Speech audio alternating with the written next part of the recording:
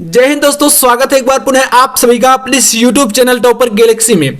दोस्तों इस वीडियो पे हम लोग बात करेंगे 12th बायोलॉजी के अंतर्गत आपकी बुक से काफी ज्यादा महत्वपूर्ण प्रश्नों के बारे में। सबसे पहले हम लोग यहाँ पर देखने वाले हैं आपके ऑब्जेक्टिव क्वेश्चन। देखिए यहाँ पर हम लोग पहले जो ऑब्जेक्टिव क्वेश्चन देखेंगे और उनका आंसर भी देखेंगे, और साथ ही मैं आपको यहाँ पर 10 ऐसे महत्वपूर्ण प्रश्न बताऊंगा उनके आंसर के साथ, जो कि आपके दीर्घ उत्तरी और लघु उत्तरी प्रश्नों के अंतर्गत आते हैं। तो यहाँ पर यह वीडियो आपका काफी ज्यादा देखिए इंपॉर्टेंट होने वाला है आपके बोर्ड एग्जाम की दृष्टि से, तो आप लोग बिल्कुल अंत तक जरूर से देखिएगा। चलिए सबसे पहले हम लोग यहां पर देखिए ऑब्जेक्टिव क्वेश्चन को देखते हैं और इनका आपको आंसर भी मैं देता जाऊंगा, ठीक है। तो देखिए यहां पर आपका देखिए फर्स्ट जो क्वेश्चन है, इसको मैंने एक बार अभी जो है कम्युनिटी में डाला था, जिस पर लगभग यहां पर काफी सारे बच्चों ने बिल्कुल गलत जवाब दिया है। अब दोस्तों यहां पर इसलिए मैंने इस क्वेश्चन को यहां पर सम्मिलित किया क्योंकि मैंने सोचा कि यार आपको बता दूं। और देखिए यार बहुत ही आसान सा क्वेश्चन है, लेकिन फिर भी काफी ज्यादा जो है गलत सवाल मतलब इसका जो है जवाब आया है। देखिए क्वेश्चन क्या कर रहा है कि टर्नर सिंड्रोम के लिए कौन सा संकेत सही है, ठीक है। तो देखिए यहाँ पर जो टर्नर सिंड्रोम होता है उसके लिए कौन सा संकेत आपका सही होता है। यहाँ पर आपके 4 ऑप्शन है, ठीक है। तो देखिए इसमें से जो आपका राइट होता है वो आपका होता है AAXO, ठीक है। तो यहाँ पर आपका जो पहला विकल्प है वह राइट होगा, लेकिन काफी सारे बच्चों ने इसमें सेकंड नंबर का जो है बिल्कुल राइट किया है, और जो कि आपका बिल्कुल गलत है। तो इसलिए दोस्तों यहाँ पर ध्यान दीजिएगा, ऐसी गलती बोर्ड एग्जाम में आपको बिल्कुल नहीं करना है, ठीक है। तो यहाँ पर आपका हो जाएगा यहाँ पर जो ऑप्शन नंबर 1, इसमें आपका जो है टर्नर सिंड्रोम का सही संकेत हो जाता है। तो ऑप्शन पहला विकल्प आपका हमारा जो इसमें बिल्कुल राइट हो जाएगा, है ना। तो यहां पर ये आपका होता है टर्नर सिंड्रोम का सही संकेत।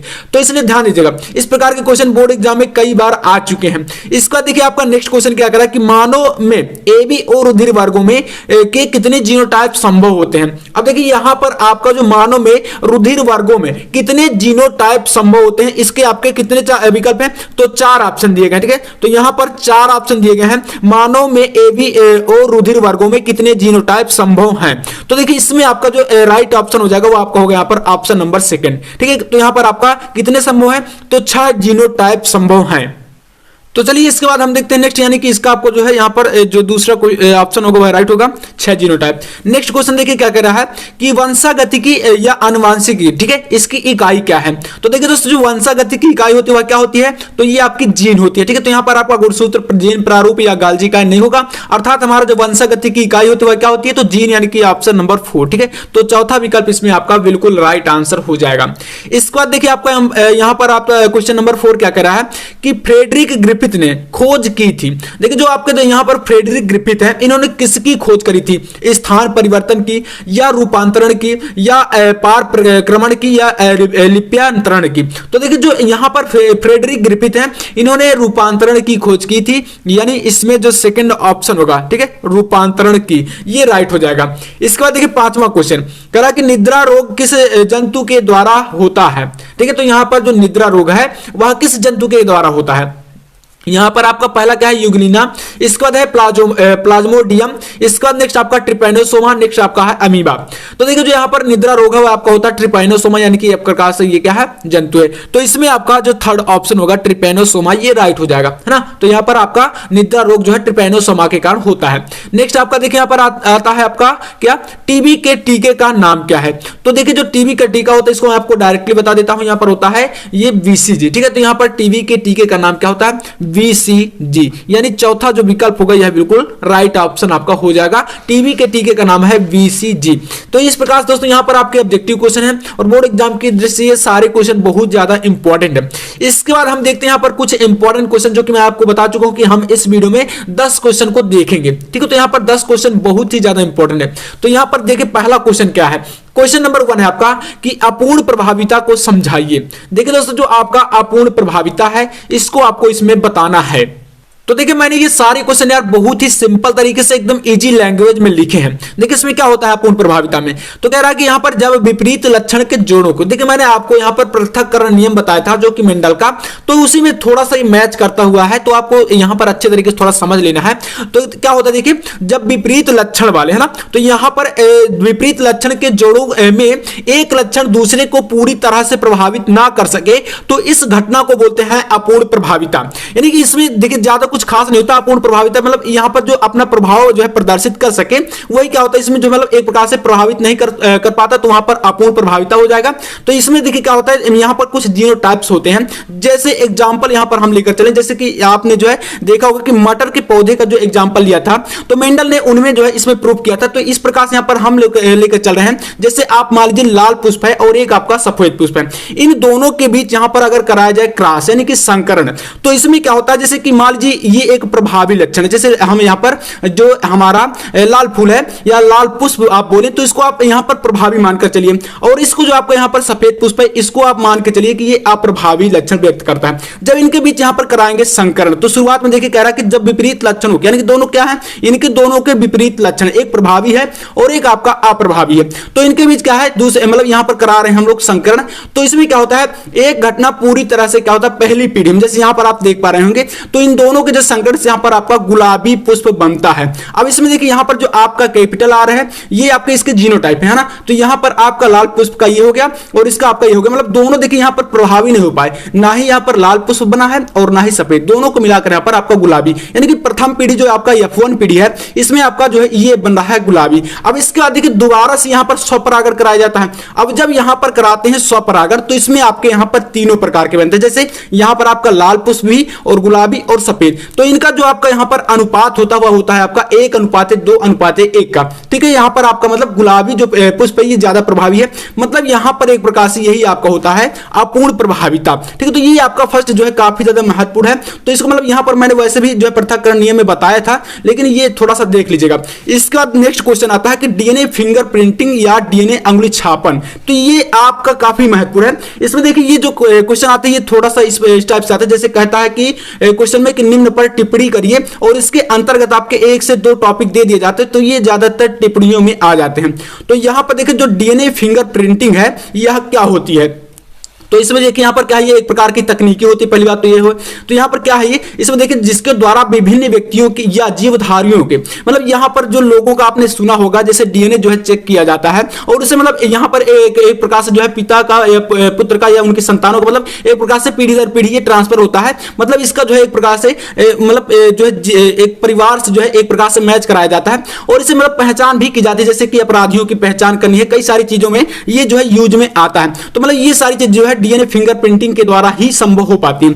तो यहां पर है कि एक प्रकार से जीवधारियों के मूल आनुवांशिक पदार्थ होता है और इसमें विभिन्नताओं को देखा जा सकता है, और इस तकनीकी को सर्वप्रथम किसने देखा था, तो एलेक जेफ्रे ने, ठीक है। तो ये एक वैज्ञानिक यहां पर देखिए ये ऑब्जेक्टिव में बन सकता है, तो ध्यान दीजिएगा ये मतलब यहां पर ऑब्जेक्टिव में आ जाते हैं इस प्रकार, जैसे कि डीएनए फिंगरप्रिंटिंग की खोज किसने करी थी, तो एलेक जेफ्रे ने करी थी, और ये इन्होंने जो है ये मतलब कहां के थे, तो इंग्लैंड के थे। तो ये चीजें आपको यहां पर ध्यान देना है, तो मतलब इस प्रकार के जो है पॉइंट को आपको नोट करते जाना और ये आपके ऑब्जेक्टिव में काम आएंगे, ठीक है। तो यहां पर आपका ये हो गया। अब इसका देखिए यहां पर इसमें होता क्या है, तो इसके द्वारा खून हो गया, बाल हो गया, लार हो गया या वीर हो गया आदि के द्वारा अपराधी की खूनी पैतृक संबंधी पहचान की जाती है। मतलब मैंने बताया ना कि जो डीएनए फिंगरप्रिंटिंग है इसे जो है पहचान कर ली जाती है, जैसे कोई अपराधी है, ठीक है, कोई मतलब यहां पर एक प्रकार से पैतृक संबंधी यानी कि पारिवारिक जो संबंध है उससे पहचान लिया जाता है कि ये इस परिवार का बंदा है या नहीं, है ना। तो ये सारी चीजें जो है इससे संभव हो पाती हैं। तो ये सेकंड क्वेश्चन काफी ज्यादा इंपॉर्टेंट, बाकी यहां पर आपको मैंने बता दिया कि ये टिप्पणी के अंतर्गत क्वेश्चन सारे आते हैं।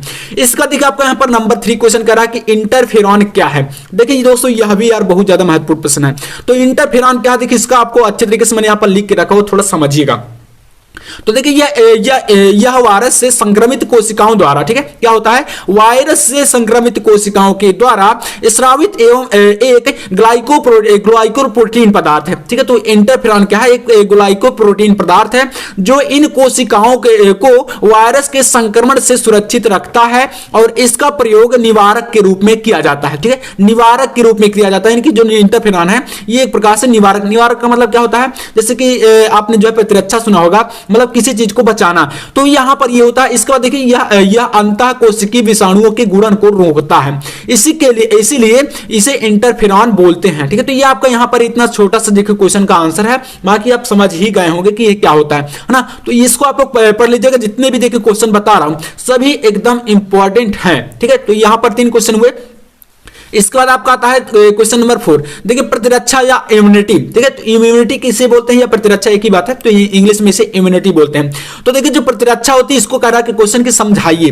तो देखिए प्रतिरक्षा क्या है थोड़ा समझिएगा। तो किसी मनुष्य के शरीर में शरीर द्वारा, ठीक है, किसी मनुष्य यानी कि कोई मनुष्य बोल सकते हैं या जीवधारी बोल सकते हैं या प्राणी बोल सकते हैं, हाँ, तो किसी मनुष्य के शरीर में शरीर द्वारा किसी रोग जनक के प्रति रोग उत्पन्न करने से रोकने की शक्ति, यानी कि देखिए जैसे बात करें हमारी बॉडी में कोई रोग है, अगर वह आ रहा है तो उसको रोकता है, जो चीजें मतलब कि हमारे शरीर में जो कुछ ऐसी चीजें होती हैं जो उनसे लड़ती हैं, और जो लड़ने का कार्य करेगी वही हमारी जो रक्षा कर रही बॉडी की, मतलब कि एक प्रकार से वही आपका प्रतिरक्षा है या इम्यूनिटी है। तो मतलब यही यहां पर बताया गया है कि जनक के प्रति यानी किसी रोग जनक के प्रति रोग उत्पन्न करने से रोकने की शक्ति को हम बोलते हैं प्रतिरक्षा या इम्यूनिटी, ठीक है। जिस व्यक्ति के शरीर में यह शक्ति होती है उसे रोधक्षम या प्रतिरक्षी कहते हैं।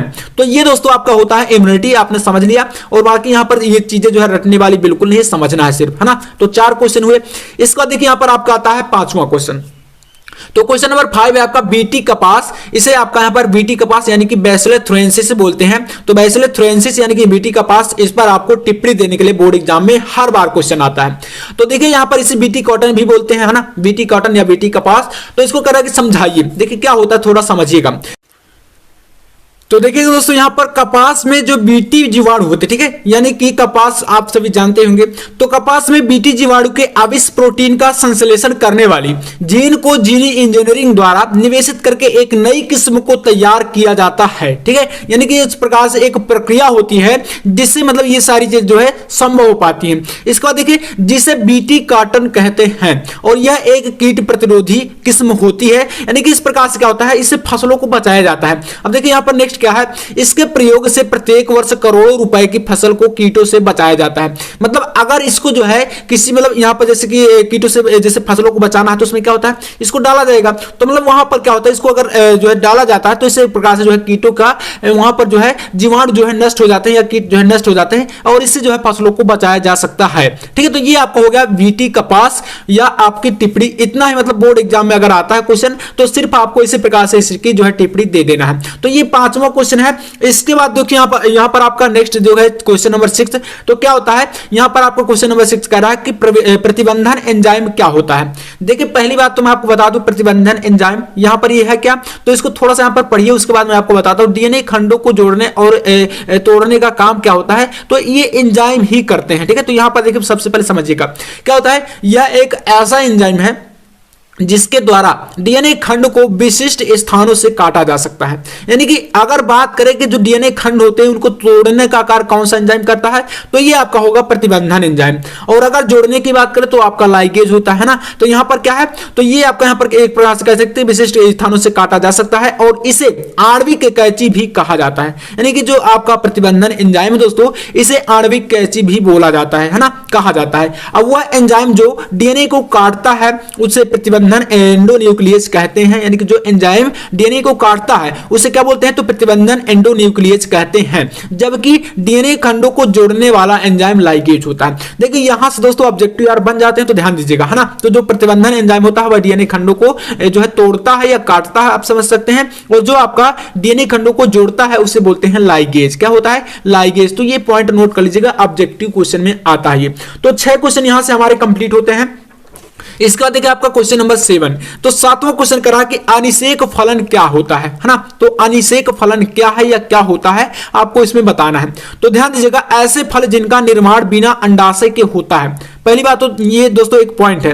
तो ऐसे फल यानी कि जो अनिषेक फलन होता है क्या होता है, तो ऐसे फल जिनका निर्माण बिना अंडाशय के होता है, यानी कि उनमें क्या होता है, अंडाशय नहीं है, तो उसी क्या बोलते हैं, अनिषेक फलन बोलते हैं। तथा फल के निर्माण की इस प्रक्रिया को अनिषेक फलन कहते हैं। यानी कि जो आपके ऐसे फल जिनमें मतलब अंडाशय नहीं होता या बिना अंडाशय के इनका निर्माण हो जाता है उसे अनिषेक फल बोलेंगे। और जो ये प्रक्रिया होती है जिस प्रकार से फल बनते हैं उसे बोलते हैं अनिषेक फलन। जैसे कि यहाँ पर फॉर एग्जाम्पल हम बात करें, अंगूर हो गया, आपका तरबूज हो गया या संतरे हो गए, ये सभी क्या है, अनिषेक फलन के फल के उदाहरण है, ठीक है। तो ये आपका एग्जाम्पल भी कभी कभी जो है देखिए मैं आपको ये पॉइंट इसलिए बता रहा हूं ताकि आप लोग जो है सचेत हो जाए। ऑब्जेक्टिव में क्वेश्चन आते हैं, ठीक है। तो यहां पर ध्यान दीजिएगा, इसके बाद देखिए 8वां क्वेश्चन कह रहा है कि सहप्रभाविता या आपका कोडोमिनेंस, ठीक है। तो सहप्रभाविता क्या है, इसको समझाइए। तो सहप्रभाविता क्या होती है, देखिए जब किसी कारक या जीन के एलील में, ठीक है, जब किसी कारक या जीन के एलील में कोई भी पूर्ण रूप से प्रभावी या अप्रभावी ना होकर मिश्रित रूप से प्रभाव डालते हैं, है ना। मतलब कि ऐसा होता है, जैसे मैंने आपको जो है मेंडल का नियम बताया था, पृथक का नियम प्रभाविता और अप्रभाविता में। तो यहां पर देखिए क्या होता है, ना ही कोई प्रभावी लक्षण दिखाएगा और ना ही कोई अप्रभावी लक्षण दिखाएगा, ठीक है। यहां पर साफ साफ बताया गया है कि जीन के एलील में कोई भी पूर्ण रूप से ना ही प्रभावी होता है और ना ही अप्रभावी होता है।